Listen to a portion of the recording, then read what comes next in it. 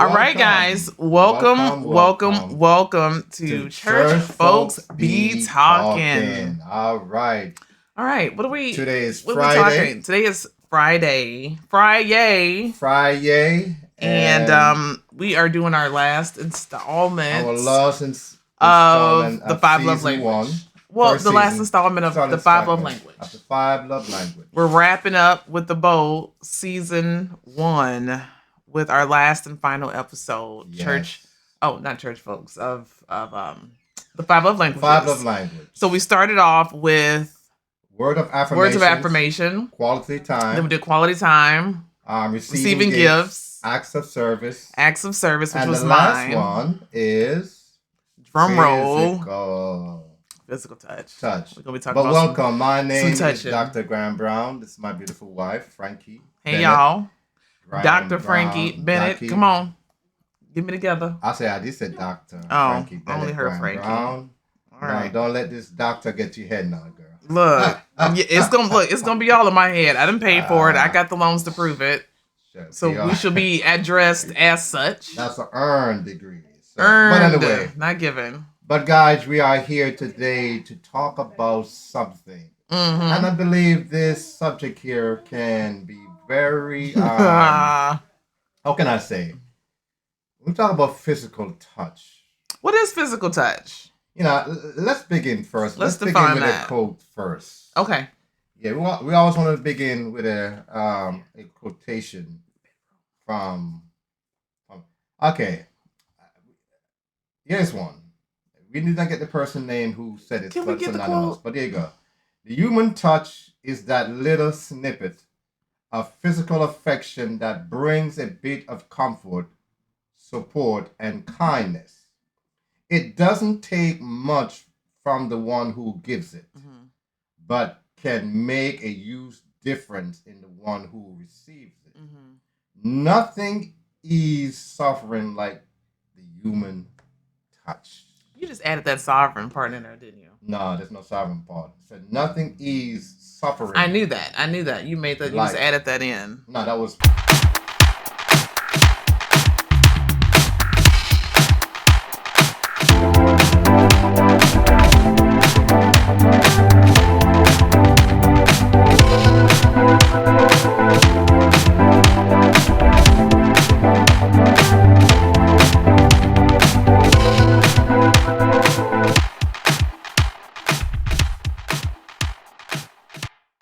So welcome to Church Folks Be Talking. So all that to say that physical touch leaves a lasting memory, impression. A lasting impression.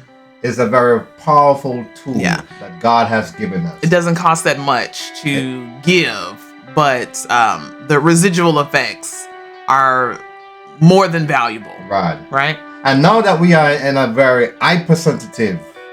Oh my God! You can't touch nobody, or it's sexual harassment, or you're Me Too'd out.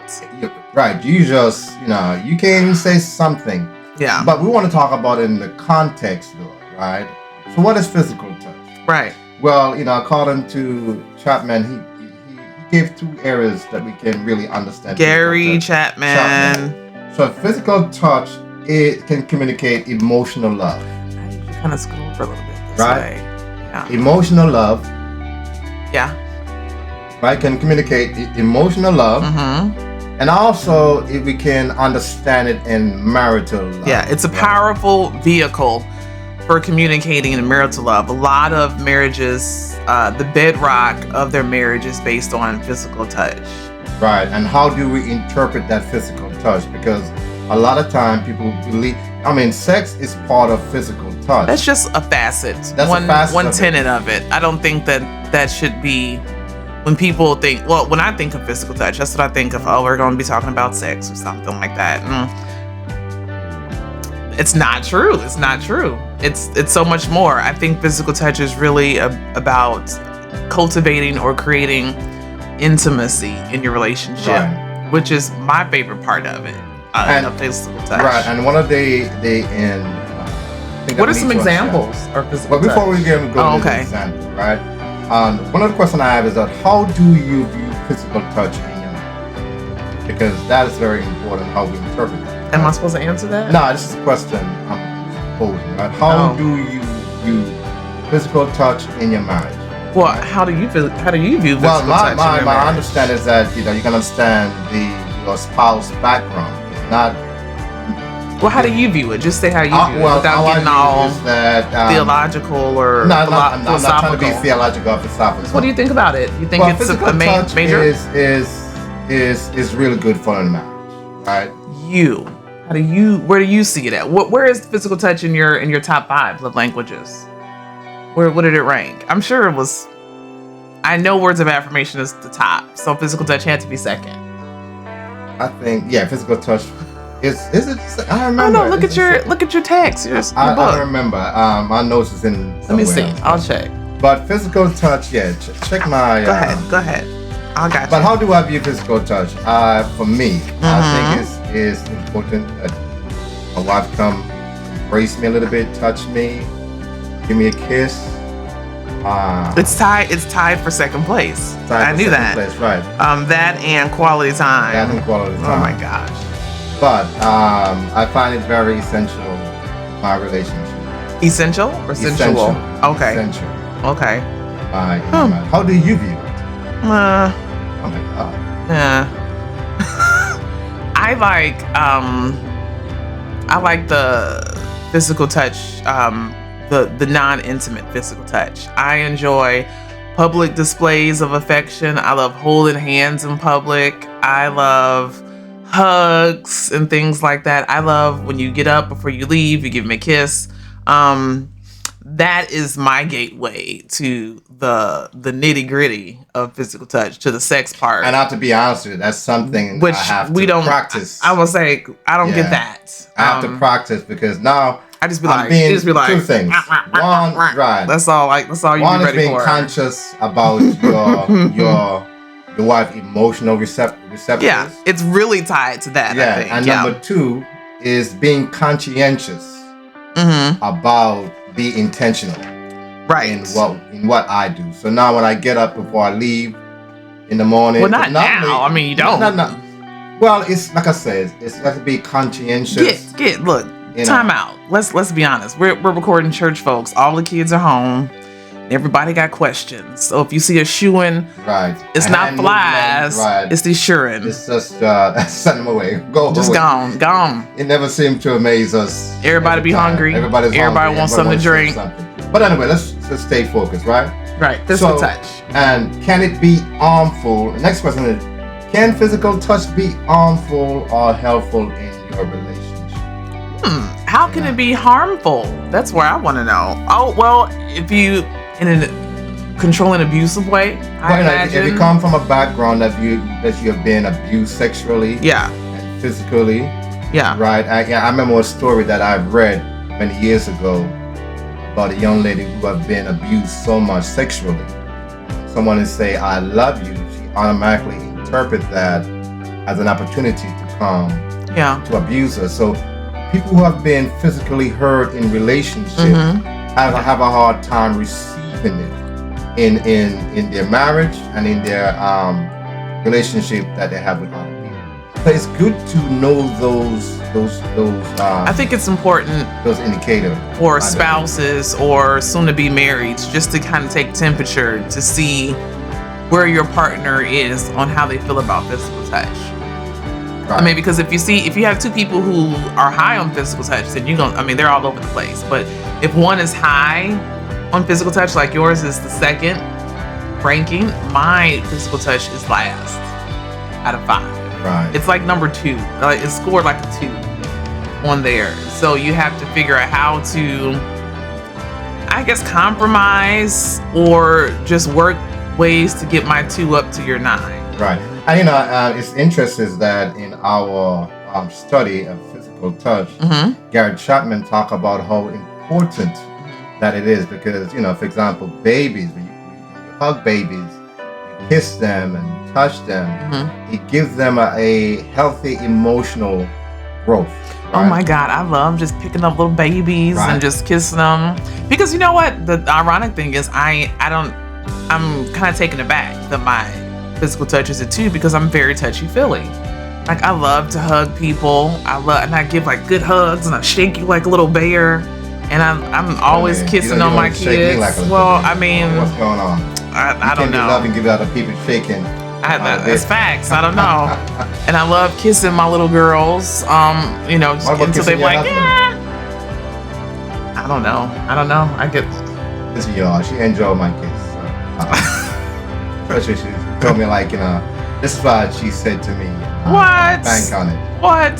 Kiss her on the neck, kind of get her going. So that's one area that you need to know what that should be ongoing. You only kiss me on my neck when you're trying to get something going. So that don't count. Hey, it count for me, right? Yeah. So now you give me something now to receive. Take the notes, and allow that to linger throughout the day. Yeah. Right. But here I got something. I got according to today.u.gov. Men, especially those over 45, are more likely than women to have physical touch as their top love language. Why do you think that's so? Or do you fall into that category, sir? Are you over 45? I'm 50. Yes. 50 Why do you think that's so? Now, and it says I want to know is that did they relate that study with physical touch more in the sexual language? Physical touch as far as the parameters of what Gary Chapman talks about. Right. That men over 45 are more likely to have physical touch as their top love language. That's interesting. I never know that, but I think it's because the older you guys get, your libido really increases. For women, I'm just saying, in general, it goes down. So, because we got kids and stuff. So that's it. Like I said, I don't have commentary for this. I don't know how to articulate on that one. I'm about as debunked on this subject as receiving gifts. As receiving. So I don't know tell me what you guys think. Send us your view on that. Why Please, older men. Give me some commentary to follow. I can't give a specific answer to that. I don't know. I probably have to do some more research about that. I definitely have noticed the longer we've been married, the more touchy-feely you've gotten. I've grown more tired, and you've grown more energetic. But it's an interesting thing. I'm glad that you said that because sometimes my wife can misread and misinterpret my touch. For example, when we're at bed and we're sleeping, I'm not misinterpreting it. Nah, she does. Automatically, she thinks that I'm gonna have sex with her. But sometimes I just like to put my arm around her and just hold her. Because if you did it outside of the bedroom, then it wouldn't be so foreign. But okay. Like if we're on the couch and you were just like this. No, wait a minute. If you were like, I'd be like, and then so it wouldn't be like, okay, let me get ready. Let me go wipe up. Let me get it together. Let's be honest. There are times when we sit in the couch here and you sit on the other side. Because we're not touchy-feely. Again, but this isn't our thing. As I said, we're talking about physical So it's always like a foreign thing. Like, why are you so close? No, right, because I'm trying to tell you that I'm going to be beside you. And because when you get that close, I know what's about to happen. Like I was watching a skit on Instagram, and Kev on stage did a meme, and he was like, when his wife asks for a massage, he started taking his shirt off because he know what a massage means for him, and all she wants is a massage. And I'm like, you know what that massage is gonna be? It can't be a massage-free zone. Just that. So let's But we talk about the two areas. Well, give an example. What are some examples? We're talking about physical touch. What are some examples of physical touch? Some of the examples, the big act of physical touch can be, as you said, back massages. Could be love making, right? Little acts. We talk about that. Right? Kissing. Could be kissing is touching one. on the cheek, right? Touching the cheek. Hand holding. I love hand holding. Especially when my wife will come like this and put it's her like hand. You about to give a speech or something. Put your hand on my shoulder like that. I'm not saying it's sexual. I'm just saying that sometimes it's so refreshing. I guess it's like a pat on the back. Right. Good job. To touch That's what that says. Like that. Right. Just a way to know that you are there. Right? Embrace. Kissing is one. I like kissing. Right. You love my kissing. Embracing is another one. But the book does say all touching is not created equal. Right. Right? Right. And you got to know specifically what are those touches that you think that your wife gravitate more to. Or less. Or your spouse in general. Right. Or your spouse or in your general. Potential spouse or lover. And, and as I stated, we got to learn our spouse response to physical touch. Or just know where they feel, where they are on that. If that's not their thing, then you need to ramp up something else. Right, and as I said, depending on your background, where you're coming from, you got to know all those details. Or just your culture. Some people aren't really raised to be touchy-feely. Some people really don't express love via touch. Right. And so then you have to get that type of intel exactly. from them as well. I can give a primary example of that. Come out of a household where you lack physical touch, lack compassion, right? We had a young man back in the days where I used to work at, and this young man would love to get restrained. I'm saying to myself, why is this guy love just acting to get restrained? Yeah. Well, long story short, we found out that the more that he act out and he get the physical touch, guys holding him down, he received that. That's how he interprets of how to receive physical Let me ask you a love. question. Where, on a scale from 1 to 5, 1 being not a lot of touching, 5 being maximum touch, where does your touch level lie in your upbringing? Where does your touch level lie? Where am I touching? You want me to go first so you can think about that? Yeah, go ahead. Mine, I would say, I just literally just popped on top of my head, but mine was definitely a 5. My family is very touchy-feely. That's how we express love. Which I don't know. I just a 9, 8. Which we're really a touchy-feely. We're huggers. We love to hug, right? And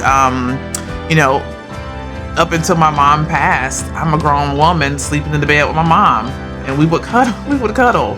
Because I just enjoy being in her space. Right, because I need to go visit. I'm thinking, you should be in the bed with me. What the hell you? First time, as soon as we get in the house, I'm like, all right, Pedro, good night. He's like, where are you going? Sleep with my mom.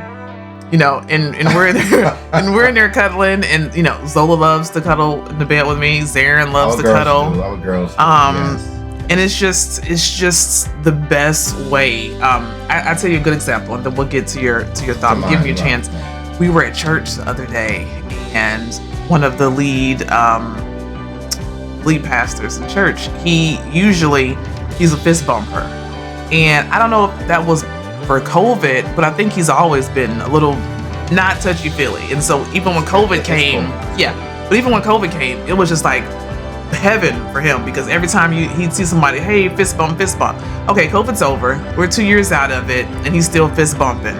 And just last Sunday, he came up to me, and I was getting ready to go like this, and he went like this. He was like, hey, Sister Frankie, and I was like, what? I was like, what is happening here? Where you put his arm probably hand shaking or something. And I was really like taken aback, because I was like, oh, we're cool now. Pastor Hef, we need to talk about that. PF, I was like, I was like, the pandemic is over. I said, how you feeling about yourself? I was really taken aback. But I appreciated that, because when it's something about being intimate when you come together and you're close that signifies a relationship, right? That's why people handshake. That's why people do those things. I mean, growing up in Jamaica. So where you at? 1 to 5. Growing up in Jamaica, I don't think I've received touch as much. A lot of touch I get is a lot of spanking. Well, we all got those. If that's the case, we all got those touches. That's the touch I got. But like I said, it's go back to your background again. So where are you at? Are you on maybe a 1 or 2? I'm probably at a 5 or 4. No, that's high touching. You said you from no, 1 is 1 is no. I said 1 to 5. 1 to 5. Okay. I said 1 is 0 to no touching. Then 5 mine is probably max. Be a 2. Okay. Mine is probably a 2.5. All right. Yeah. But, so what do you think that shift came from? Because I think you're really touchy-feely now. No. I can't even get a hand. I can't even get a handhold. No, that's not true because sometimes when we walk to the park, I would come up and held hand together and walk. So you just have to assess that. You have to see where your partner is comfortable and what more do they want from you. And embracing, that's another thing. Because sometimes, I play with my wife. When I be trying to give you hugs and I give you extended hugs, you be trying to let go all quick. And I'm like, that's what I like. Exactly. And sometimes I'm trying to hug her. You be like, all right, go ahead. I'm like, dang, I'm just trying to squeeze you up. You ain't here for it. But for me, it's okay. All right, now you receive your hug. Okay, time to go. But some, it's just the way you were brought up. Okay. I have a lot of brothers and I have a lot of sisters. So and you guys aren't physically touchy either. We're not physically touchy. I remember the first time I met my in-laws, I was like, hey, and they were like, it was like, what is she doing? And even when I tell them I love them, I am just now in year 13 getting people to say I love you back. And I'm like, ooh, I probably wore them down. Yeah. But let's go to go ahead. Talk about the emotional love. We talk about the marital love. One of the things that we don't talk a lot about when it comes to the biblical approach, right? The Songs of Solomon. Oh my God. The Songs of Solomon is rich. I only hear the Song of Solomon when it's Valentine's Day. Church, then all the scriptures. But I remember that when you went away, and I missed you, and I preached a 2-part sermon from the Song of Solomon. But the Song of Solomon is filled with physical touch. Yeah. Right. So let me. It really allows the church to say it's okay because we know y'all nasty. No, not nasty. I don't say nasty. I don't mean like that. Yeah, but we know y'all nasty. But we that's how all these kids show up. Right. They be like, where these kids? How we got grandkids? How y'all got 12 kids? And y'all nasty. If we talk about it, why should we shy about it? Right. So, for example, like I said, the Book of Songs of Songs of Solomon. Right. Is the book. When you read it, you say, man. Okay, well, tell us what you got. So graphic here. So let me give you. I like when he says something about your bosom. I think that's my favorite part. He says, chapter 1, verse 2 to verse 4. He said, "Let him." That's the song that I'm talking. He said, "Let him kiss me with the kisses of his mouth." That's the ladies. For your love is more delightful than wine. Pleasing is the fragrance of your perfume. Your name is like perfume poured out. No wonder the young woman love you. Take me away with you. Let us hurry. Let the king brings me into his chambers. He said, let him kiss me with kisses of the mouth. So physical touch is very, listen guys. It is. It's a great way for intimacy, to create intimacy. The Bible encouraged that in your marriage, in your relationship. Right? Because touching is very powerful. And the woman with the issue of blood was walking, hear Jesus preaching, and she said, if I just touch the hem of his garment, and she understood the danger in the Jewish law that is unlawful for you to touch a rabbi and to expose yourself in your condition. But yet she said, if I just touch his hem of his garment. And when he touched Jesus' garment, he said, I felt power left my body. So touching is very powerful. Touch. Yeah. Now, in chapter 2 now, verse 6, he said, his left arm is under my head, and his right arm embracing me. So his left arm, right hand embracing. Touching is very important. Like, one of my hands to be moving around now, I can do that. But touching is very important in a relationship. I agree. You can't have a relationship if you aren't non-intimate or touching. This will get my wife excited. Chapter 7, verse 6 and 9. Oh, it's about the bosom. Yeah. He said, how beautiful are you? How Your stature is like that of the palm. Your breast, talking about wife now, her breast is like cluster of fruit. Oh my God. Guys, you hear that? Your wife's breast is like clusters. Now what do you do with the fruit? Your mouth. Right? Now, if the Bible said her bosom is like clusters, listen to me. It's good to now and then to put your mouth on that fruit. Nasty. Right? But here's the thing though, a lot of us in the church don't want to talk about, but it's in the Bible. It's in the scripture. Yeah. And look what he said now. I mean, everybody turns red and everyone gets all shy and shock and tired. They like, I said, like, what he said. He said, I would climb the palm tree. Lord my mercy. Climb my white palm tree. Better climb it. And I will take hold of its fruit. Lord have mercy. So you gotta climb it, guys. Grab hold of that fruit because it is of the Lord. Right? praise him. May your breasts be like clusters of grapes and wine.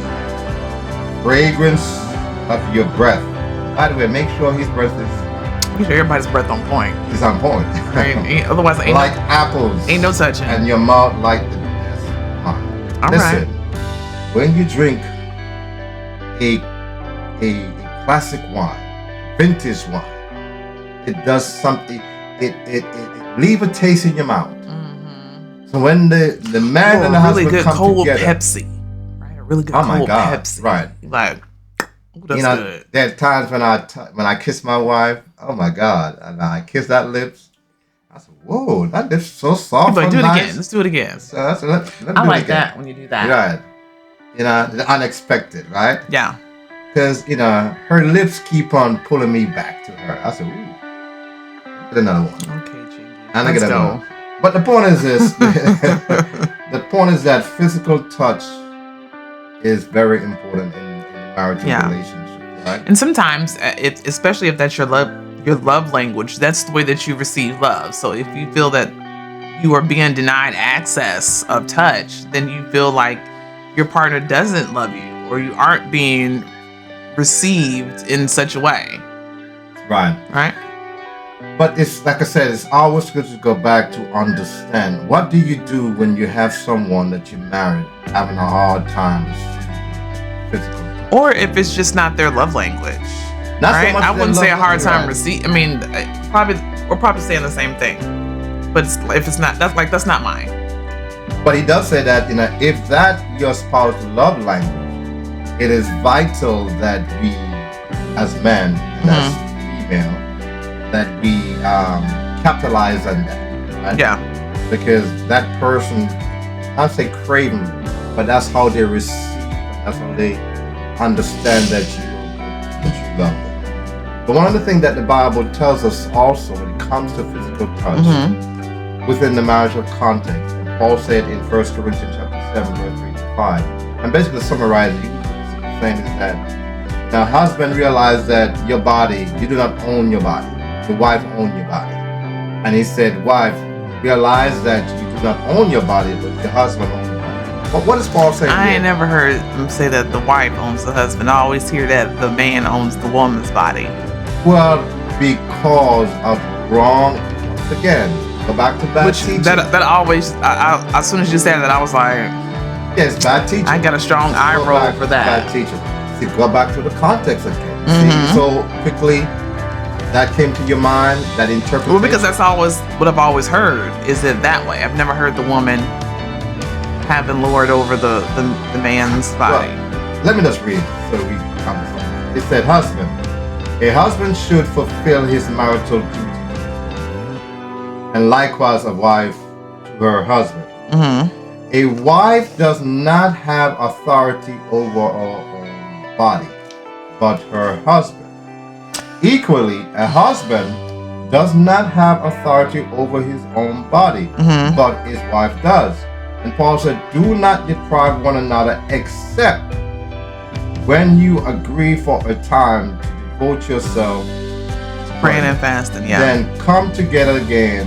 Otherwise, Satan may tempt you because of your lack of self-control. I don't know. I'll say this, even though that's not my top love language, I think it's imperative to figure out some way, either it's explicitly or implicitly, to cater to your spouse or your lover if that's high on their list, because as they say everywhere, if they don't get it at home, they're gonna get it somewhere else. But none of that too, right? But so if there's a lack of something, you're gonna go define touching elsewhere. But let's bring context though. Now Paul is not simple saying that when you're in a marital relationship, one spouse have a difficult time of receiving touch, does that give me the authority to abuse? I'm not saying anything about it being difficult. I'm just saying it's not my thing. No, it's good. No, because I want to emphasize this, because sometimes we think when we read the scripture like that, we think that, if my sexual needs is right now, you got to fulfill my sexual need. And Paul is not simply saying that, right? Yeah. At the same time, we have to be sensitive that if you are not ready to be sexually intimate with me, right, I have to have wisdom and some knowledge and some understanding to be patient with you. I agree, but then again, what I'm saying is, if it leads there, if it goes longer than you intended it to be, most people decide to go find it elsewhere. So here's a question for me. Well, let's clarify that. Wait, hold on. Here's a question. Go ahead. If physical touch wasn't, it's high on your list, it's low on my list. If physical touch, if I don't make an effort, or if anyone doesn't make an effort to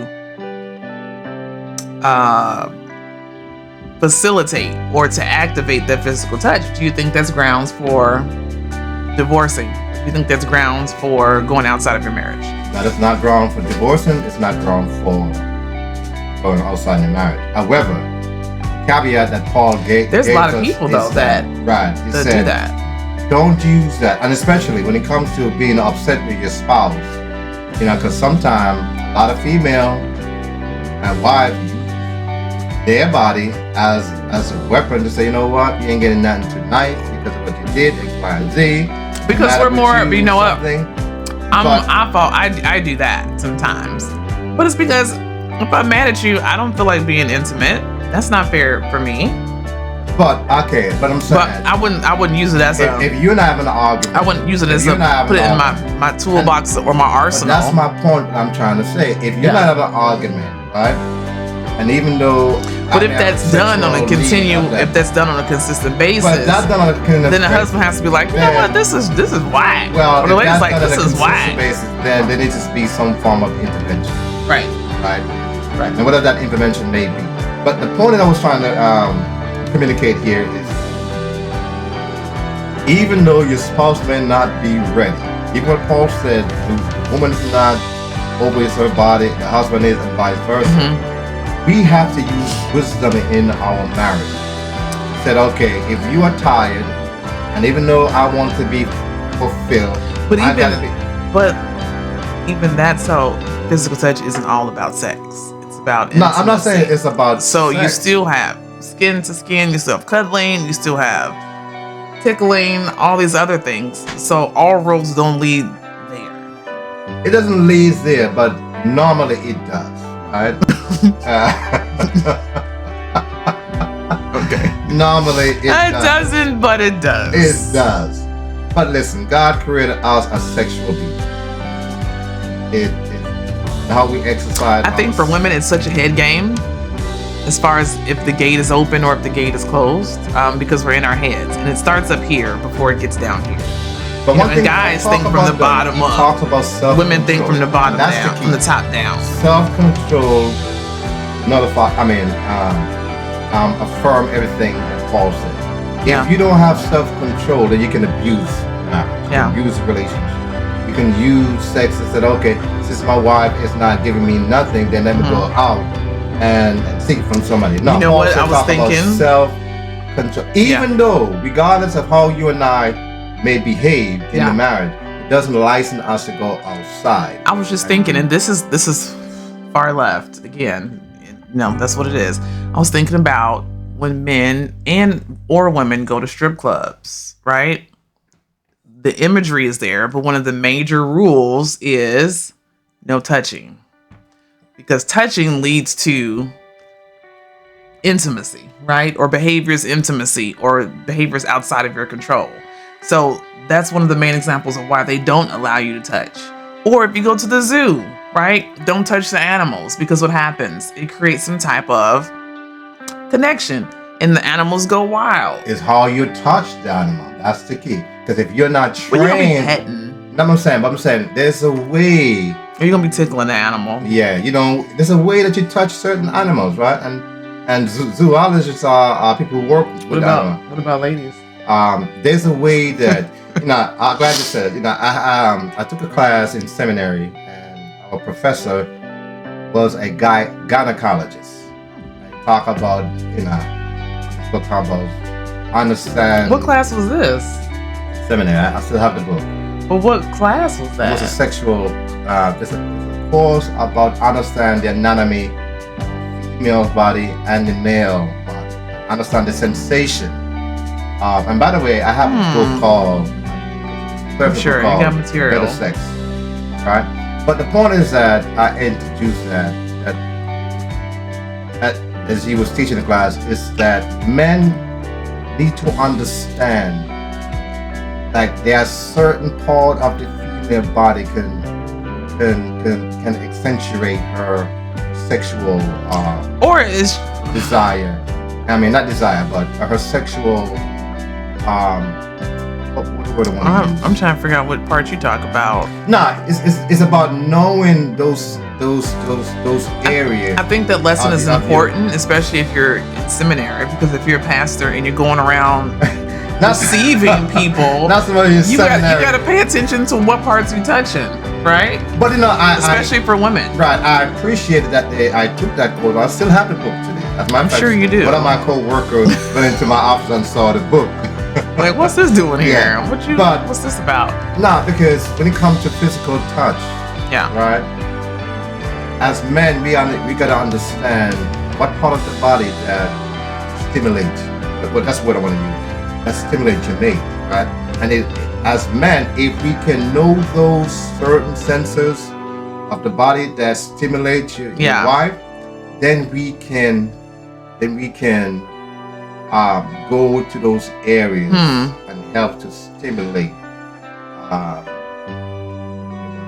I was about to say, again, all touching isn't equal, but I was still talking about in church-wise. That's my point. All touching is not equal. But if what stimulates me, I hope you ain't trying to stimulate nobody else in church. No, I'm not talking about that. But what I'm simply saying. No, I'm just talking about as far as touching goes. Like, as touching goes is that I don't want you kissing on nobody's neck in church. Like that's I'm not talking about necessary. I'm talking about within the marriage context. Oh, I'm talking about within. Okay, I was still at church. Oh my God. You talking about stimulating, and I'm like, what? In the marital context, right, with your wife. But here's the question: should we be concerned if you are a leader in church or a leader in the organization? Physical touch and the stimuli that happens with women or even men. Let's be honest. I'm glad you mentioned that because you got to pay attention to that. You got to pay attention to where you're touching. Right. How even you're hugging. I think most guys are supposed to hug you from the side instead of embracing women in the front. Right. Because you're pressing up against, and then you got a case like Cuba Gooding Jr. Exactly. Interesting because a pastor friend of mine tell me about. And some women look for stuff like that. A councilman who was in office, and he shook a female hand, but he did something.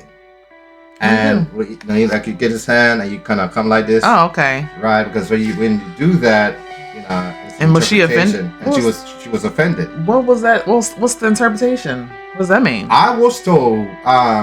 We're about to be enlightened. Anybody can correct me if I'm wrong.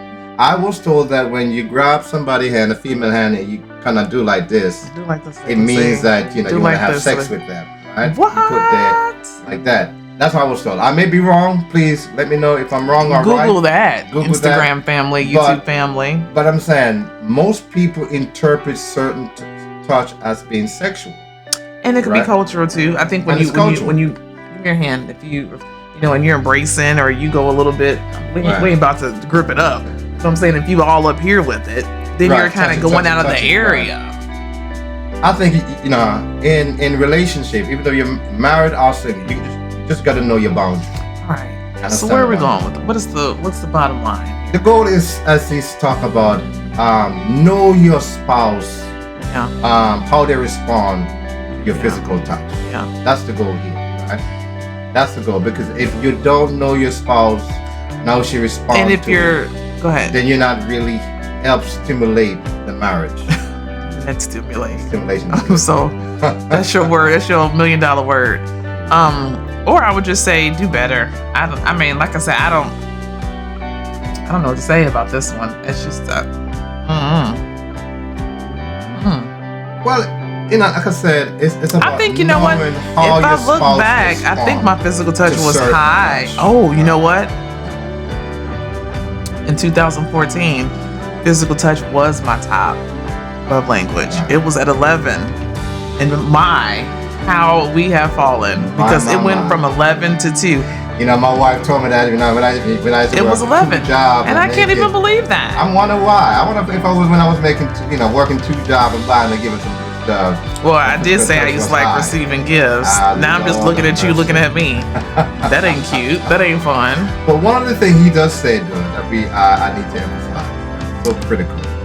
Yeah, that's crazy. Crisis also can enhance your physical touch, because when someone is in a crisis, well, there's a link to it. I don't think it enhances it. I mean, when I said enhance it, in the sense of it heightens it or makes it more aware. Touch is very powerful.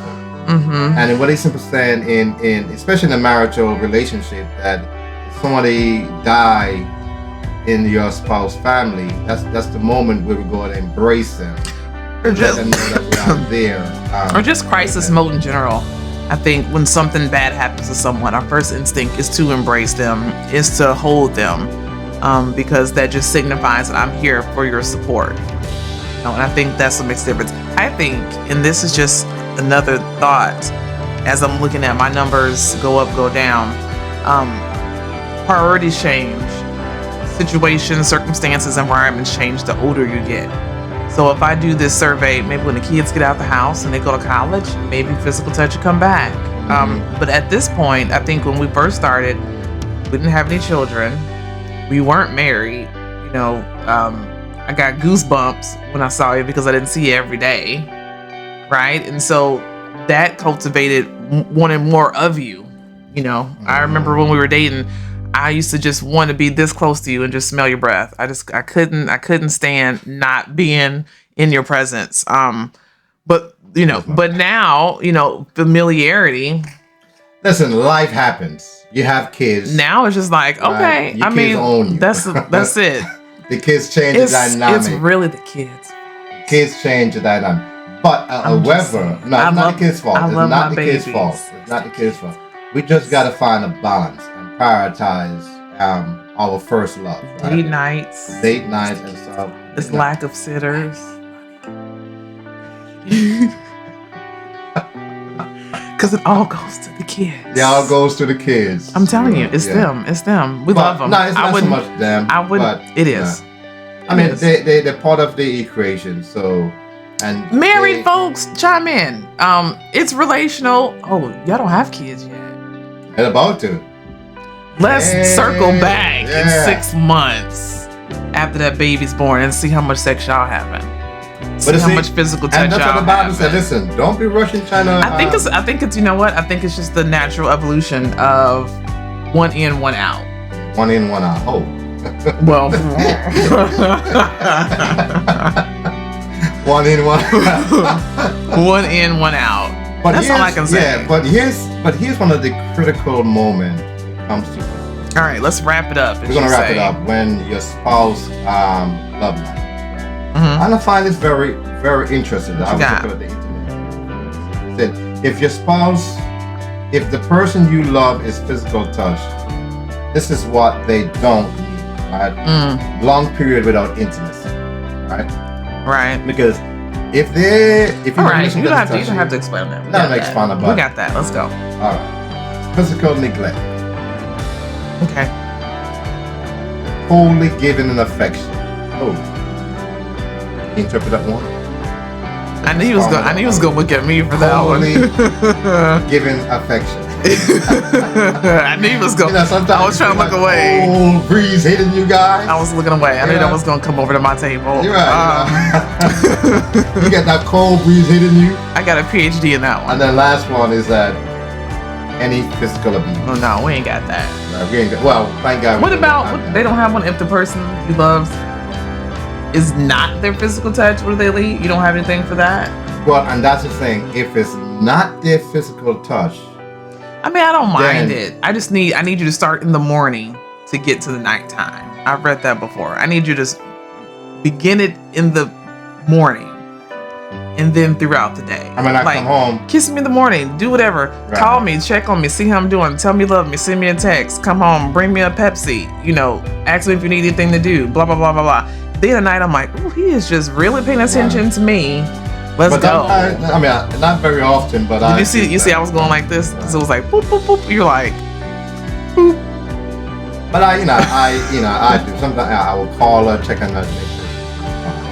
And then I will send her some texts. I can say what type of text.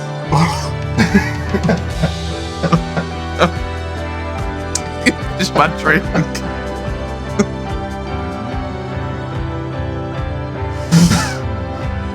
But if you start that text in the morning, then I'm like, okay. Yeah. But don't do it when I'm like cleaning and I look at it like, and then I gotta go finish stuffing the chicken. You know what I'm saying? Oh, dang. My bad. Dang. Well, let's talk about that cold giving affection.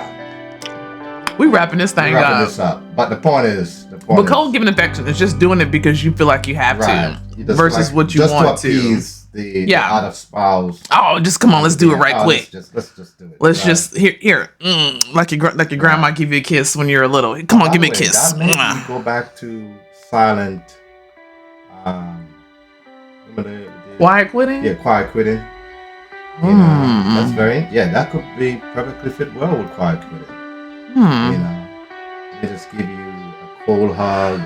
Really, it's just doing it to get it over with because you're unhappy or right. Not happy with the situation. That's really what that is. That maybe is something that. That's on the other side of that. Yeah, you're just doing it because you trying to get it done. Overall, you gotta know what your love language. Which partner's love language is and how to give them that or receive them that.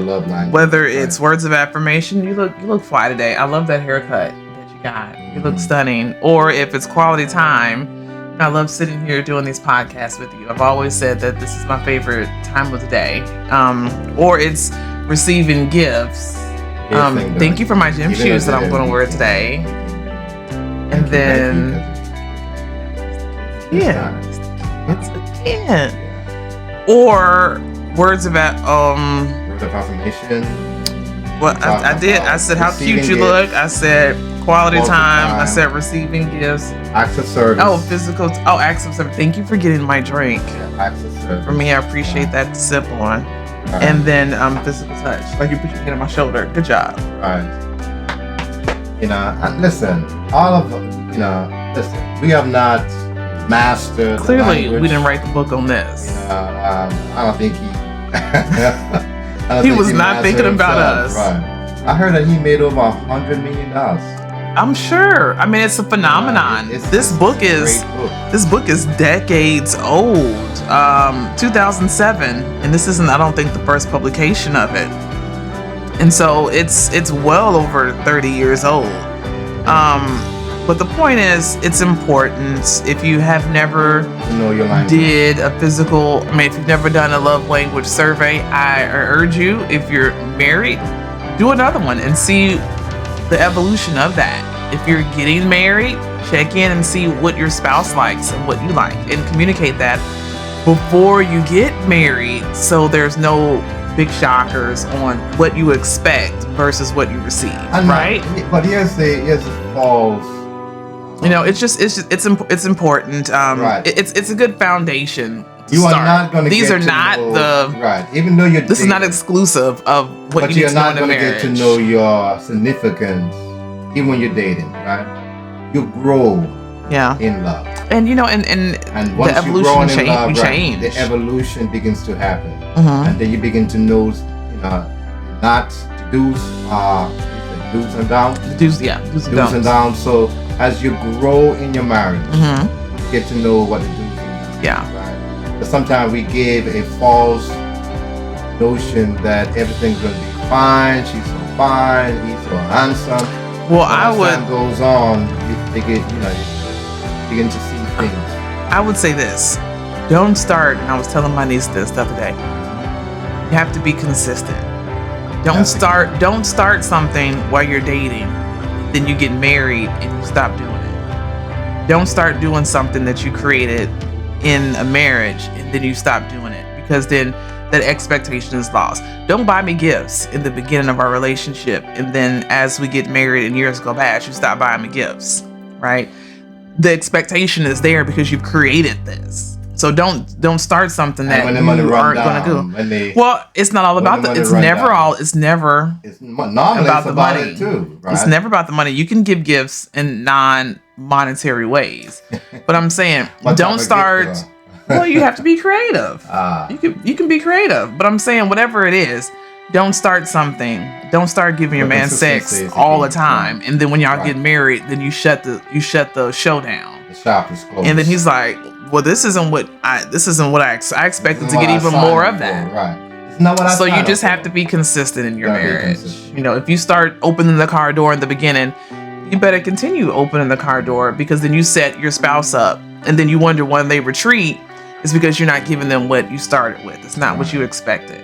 But the Bible said, that's my advice. That. The Bible said that we go back to our first love. Jesus was talking about him, of course. Mm-hmm. But we go back to our first love. What was it in our initial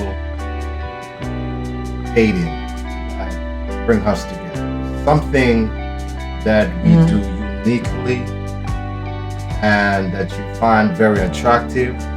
So we just go back to the first stage, first love, and just kind of recapture that a little. Go back down memory lane.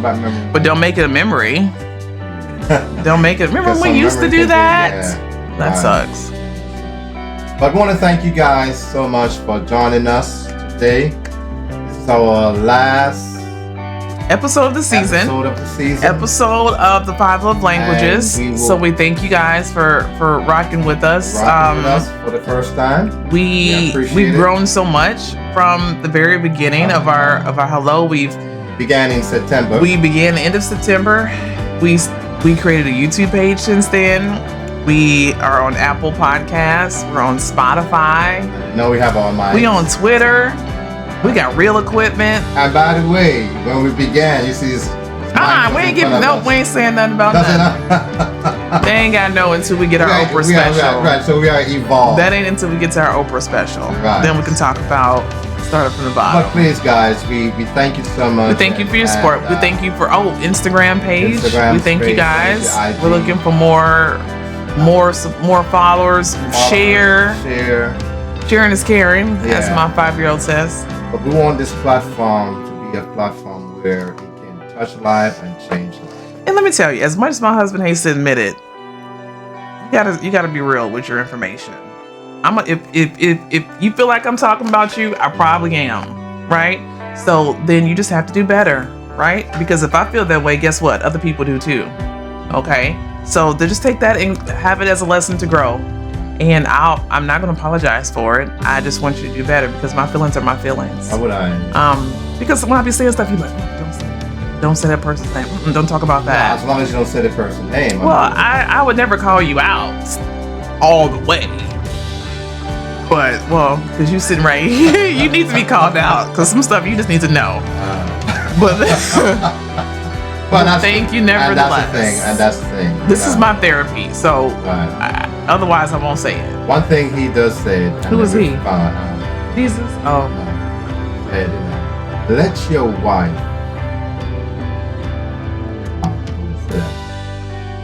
Let your wife build you. Like bill you? Like BILL? Yeah, builds you up. Oh, okay. Right? So in the sense of, not saying it can devalue you as a man. There are things that you're not going to know as a man. Or just even as a spouse. Right. I mean, there's some things you can tell me that I don't know. Right. So, some of the things that she pointed out to me has been very helpful. it wasn't easy. I'm gonna be honest with you. It is hard to hear. It's hard to hear, hard to receive. But it's hard to say as well. It's hard to say. But one thing I always say, if you tell me, I may have a little attitude about it, but I'll go back. You will have attitude about it. And precipitate it on it and come back and say, she's right. And come back and humble myself. So, do we catch on all platforms? You better catch that. I'm going to run that back. Right. I'm going to play that every time you say something like, you're right. You're right. All right. Now. That's going to be your gift. That's my gift for next year. All right, guys. So we thank you all. Happy New Year. And Happy New Year. Happy Kwanzaa. Be safe. Be safe out there in the streets. Our blessing to you and your family. That God will bless you and protect you in every area of your life. He should never leave you nor forsake you. Nor forsake you. And check out our series on suffering. Oh, yes. We're starting our new series in January. The Church Hurt series. Helping unpack recognizable trauma. Trauma, right. Help unpacking recognizable trauma. It's going to show up right there. All right. Blessing, y'all. Blessing. God bless you. All right. Peace. Peace, soul, and hair grease. Peace, love, and hair grease, right?